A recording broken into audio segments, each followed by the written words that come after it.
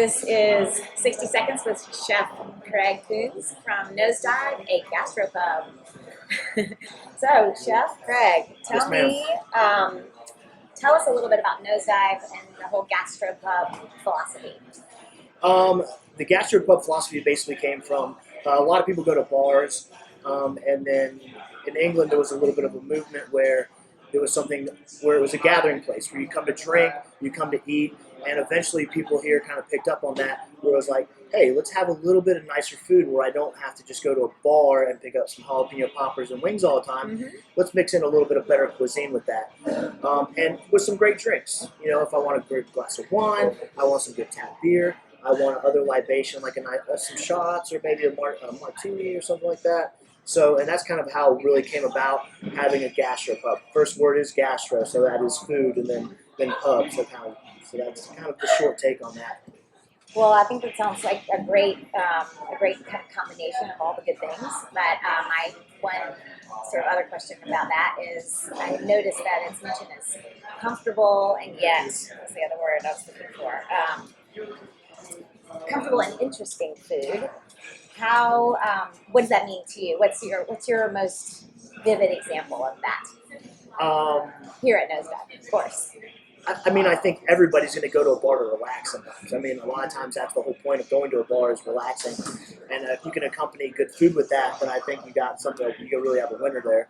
I think something I just put on the menu that was really cool was grit tots. I play on tots, tater tots, but using grits and frying those up with pulled pork and homemade chili jam.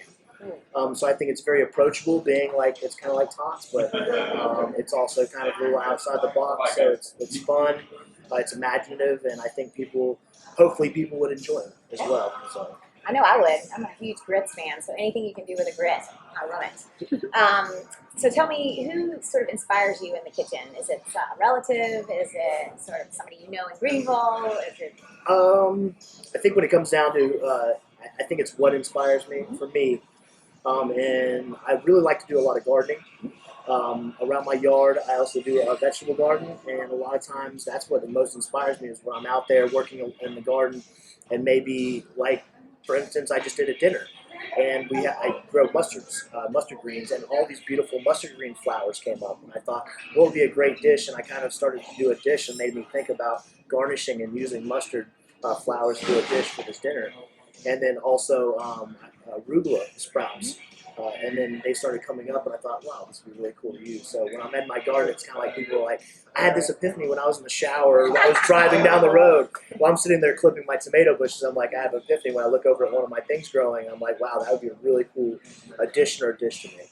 So. Sounds like a far healthier epiphany to have than one in your shower, perhaps. But I guess everybody has them at different times. This is true. It's what makes the world go round, I suppose.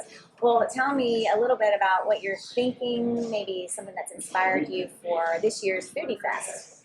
Foodie Fest, taking a farm tour. I like to go out and take farm tours. Of course, we've done these in the past. And I like to go see what they're always doing. And usually I try to get out to each one of my farms. I try to, not always, but get out there once a year and see what they got going on, see what the land's doing, see how their crop's doing. And going out and seeing one of my gentlemen, Jeff Isabel, who I get a lot of my heirloom tomatoes, he just seeing the beautiful plethora of tomatoes he had, wanted me to do like an old school tomato pie. And it's something you don't see a lot of. And I said, why not? And then it kind of tied back with being, again, what ties back to the gastropub is in England, you see a lot of these savory pies. So I said, that might be a really cool thing to incorporate and maybe do a tomato goat cheese pie. Well, it sounds like something I really want to come back and try at Foodie Fest. And August 21st it's going to start, so we're really excited to have Nosedive as a part of it. And I can't wait to get back in here. Thank you very much. Thanks, Chef Craig. Yes, ma'am. All right.